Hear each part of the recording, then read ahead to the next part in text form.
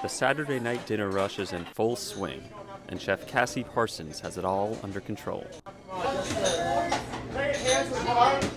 The 45 customers at Harvest Moon Grille are oblivious to the organized chaos in the kitchen. Many of them are here for an early dinner before heading to the opera or symphony, but their dining experience is more than a prelude. They are supporting a culinary philosophy that embraces sustainable, fresh, and most importantly, local food. And it's all happening in Uptown Charlotte. What we really do is we create sort of intuitively. There's no set recipe. We kind of take what we get at market and say, okay, what do we want to create today? Since opening its doors at the Dunhill Hotel in 2010, the Harvest Moon Grille has established itself as Charlotte's premier farm-to-table restaurant. And that's no wonder, considering Chef Cassie is also a farmer.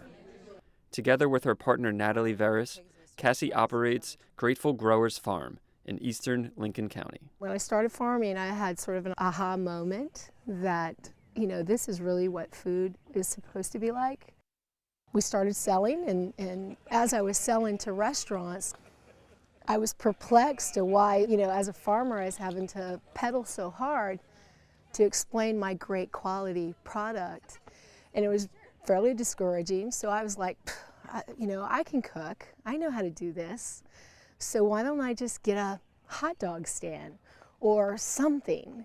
And I'll just go out on the street and start cooking and show my friends and neighbors that it's possible, that you could actually buy local and, you can make money at it. 2 eye openers, one with that one. And, In July 2009, with the help of a $10,000 grant from Pittsburgh-based Raffi USA, Cassie and Natalie unveiled a food cart, calling it the Harvest Moon Grille.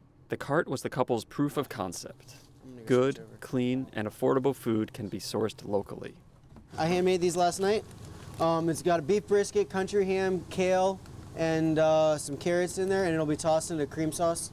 If we were looking for food that we weren't afraid to eat, then chances are there were a lot of other people looking for food they weren't afraid to eat. We are fortunate to have access to a couple of really good farmers markets in the area. Yes. Do you also have the cart down on Tryon?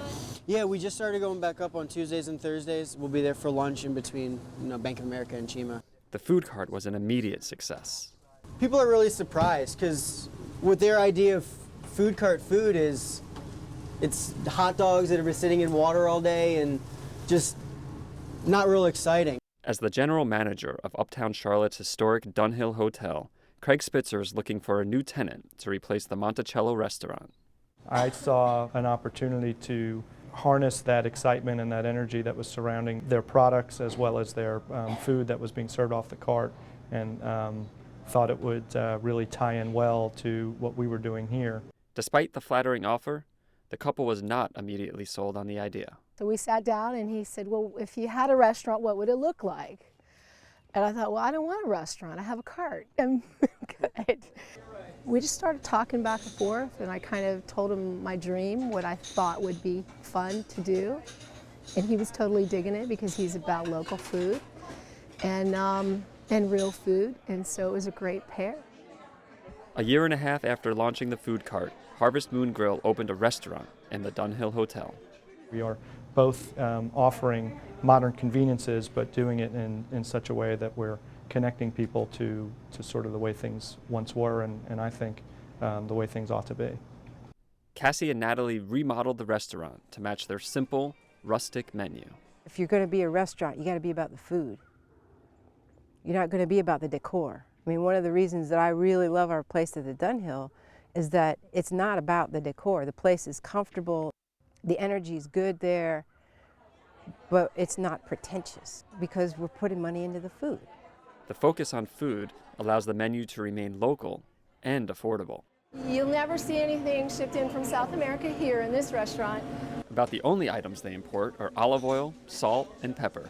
And then we have our pork loin that we've stuffed with poppies and beautiful spinach that we just got picked yesterday from Rosemary Peaks.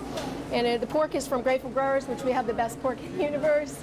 And so just stuffed all that together. We're going to sear it off, pop it in the oven for a few minutes with some chicken stock, and then just present it with a beautiful demi-glace. And that's it. It's like simple, easy, beautiful, rustic food.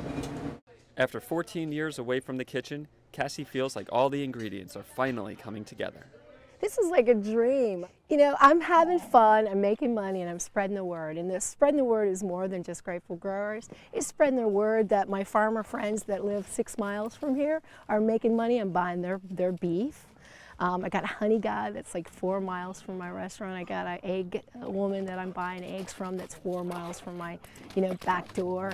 I've got a little urban garden grower that's got carrots coming out of the ground, and we tried the carrot salad last night.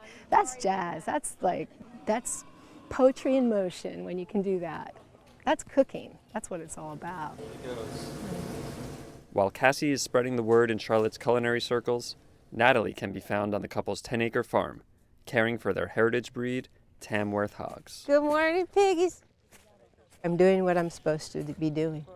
Farming in this way is a win for the animals, it's a win for the earth, it's a win for our community, and I'm part of not just staying in my little farm cocoon.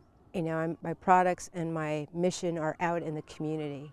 At the end of the day, you want to be part of something that's important, and I really feel like that.